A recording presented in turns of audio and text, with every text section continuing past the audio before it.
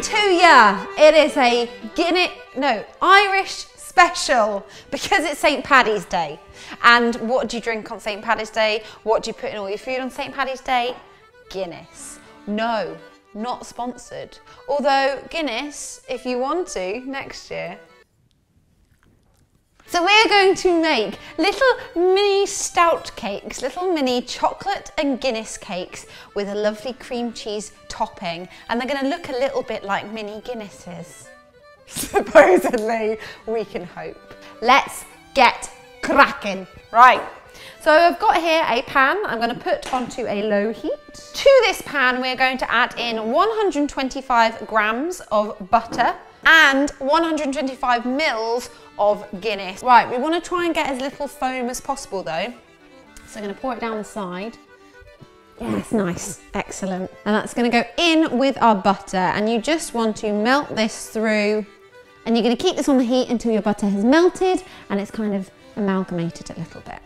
We're then going to start on with our dry ingredients. I've got a trusty KitchenAid here. This is not my usual lady, as well you know. This is a Katie.Pix KitchenAid. We're going to go in with 150 grams of self-raising flour, 200 grams of soft brown sugar. It's going to go beautifully with that dark stout. And 50 grams of lovely, dark, intense, chocolatey cocoa powder. That's going to go really well. I like that. Right, we're going to give that a slight mix. Oh! So close. 1/4 teaspoon of bicarbonate of soda. Sorry. Oh, honestly. Bicarbonate of soda rather than baking powder. Don't ask me what the difference is. I don't know. Then we're going to chuck this just aside, just whilst I use this for other wet ingredients. We're going to go in with 75 grams of sour cream. And we're also going to go in with possibly my most used baking ingredient. I adore it, vanilla extract. Right, we're going to go in with 2 teaspoons or whatever that is. And 1 egg. Let's lock that down. Give it a cheeky stir.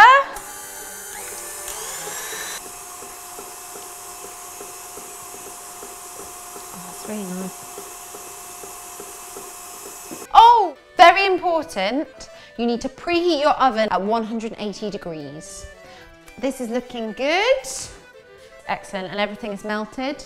Put the whisker on and pour it in very slowly. Try and just get it to cool down as you're pouring it in. Lovely, so once that's all amalgamated, we're now going to add in our dry ingredients to our wet ingredients.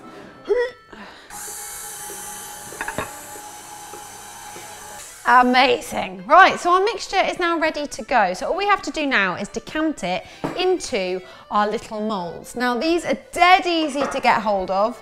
They're just little like chocolate fondant molds. But one thing you really want to do when you are using these is make sure that they are very well greased. Now this mixture should go between about 10 of them, but I've been known to over-egg that before.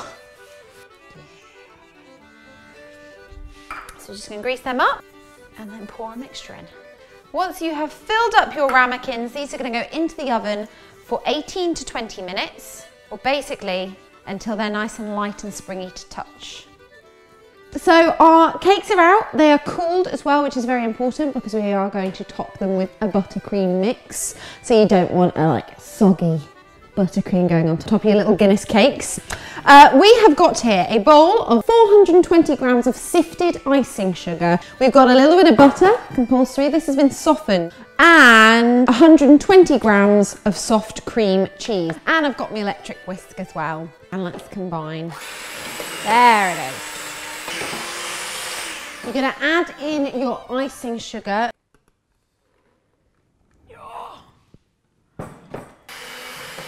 Oh! Might loosen it down with a bit of milk. A tiny splash of milk just to loosen it through a little bit. Oh, that's going to be delicious. Right, so we're now going to take our beautiful buttercream mixture. We're going to pop it into a piping bag with a large open nozzle. Okay, And then you just wiggle it up. Then you've got a clean end to your piping bag. I then personally choose the twist and squeeze method. When you pour out our Guinness, you get a lovely white top, and that is what we're going to create with our gorgeous little cake things. Oh, look, it's like a bar stool. It's like a little pub table.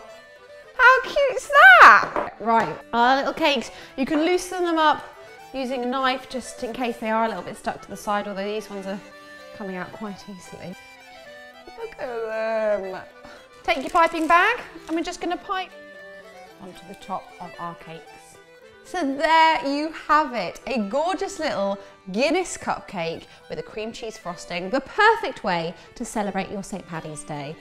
All it's got to do is to do a taste test now, which I'm more than happy to do.